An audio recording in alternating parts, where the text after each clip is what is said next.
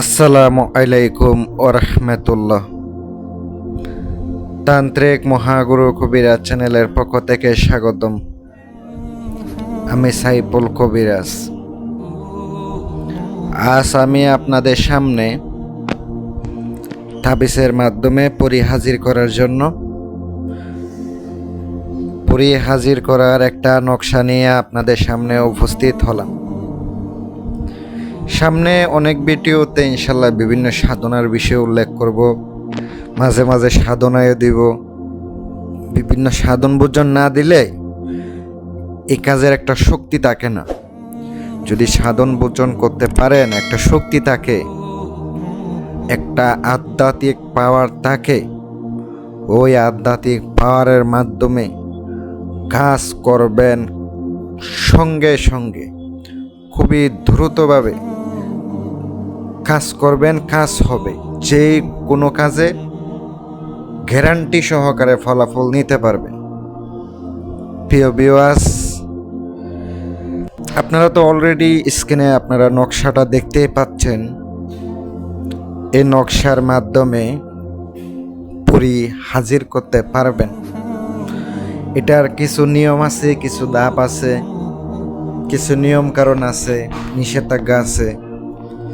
যদি এগুলা মেনে কাজগুলা করতে পারেন, আল্লাহর রহমতে, যদি মহান আল্লাহ পাক যদি চাই, অবশ্যই কামিয়াবি হইতে পারবেন।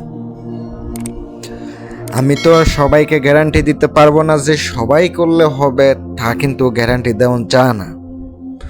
কাজ অনেক সময় হবে, অনেক সময় হবে না, এটাই স্বাভাবিক। আপনি একটা নকশা দিয়া কাজ করছেন বা একটা আমল করেছেন, হয় নাই, আরেকটা চেষ্টা করেন। কিন্তু আমলের মাঝখানে ছেড়ে চলে যাওয়া যাবে না, পরিপূর্ণ শেষ করতে হবে। আপনি হাজির করেন বা না করেন, পরিপূর্ণ শেষ করতে হবে। এটা কিন্তু মাথায় রাখবেন। চলুন আজকের ভিডিওটা শুরু করা যাক।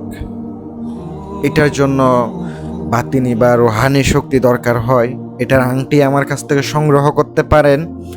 স্ক্রিনে মোবাইল নাম্বার দেওয়া আছে, ইমো আছে, হোয়াটসঅ্যাপ আছে, যোগাযোগ করবেন। অনেক সময় নাম্বারে ফোন দিলে নাও পেতে পারেন, কিন্তু ইমো হোয়াটসঅ্যাপে যোগাযোগ করলে ইনশাল্লাহ উত্তর দেওয়ার চেষ্টা করব। এক কাজের জন্য জালালি জামেলি পরহেজ করতে হবে আর নিজের শরীর বন্ধ করতে হবে। এগুলা তো শুধু শুধু করতে যায়েন না, কারণ আসন থাকা লাগে একটা কাজে। নিজে যদি কোনো আসন না থাকে, কাজ যতই করেন কিচ্ছু হবে না। আপনাকে কি কি সামগ্রী লাগবে? আগে অবশ্যই জাফরান, মেশকু জাফরান, এটা আপনি বানিয়াতির দোকানে পাবেন। এক দামে আপনি নিয়ে আসবেন। আর রেশমি কাপড় নিয়ে আসবেন, একটু বড় সাইজের নিয়ে আসবেন, যেন বারবার নিয়ে আসতে না হয়।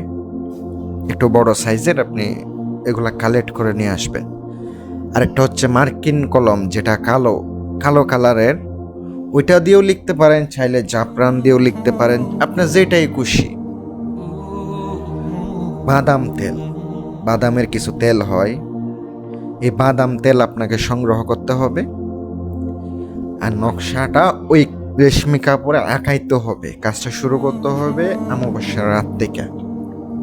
নিজের শরীর বন্ধ কইরা বা আসন বন্ধ কইরা, উত্তরমুখী হইয়া বৈশা, নিজের শরীর বন্ধ কইরা আপনার উস্তাদকে স্মরণ করবেন। উস্তাদ গুরুকে স্মরণ কইরা পরে আপনি কাজগুলা করবেন। ওনার অনুমতি নেবেন, বা আমার কাছ থেকে অনুমতি যারা নেবেন, আমার শিষ্য হতে হবে। কারণ শিষ্য না হলে এগুলাতে আগানো কঠিন।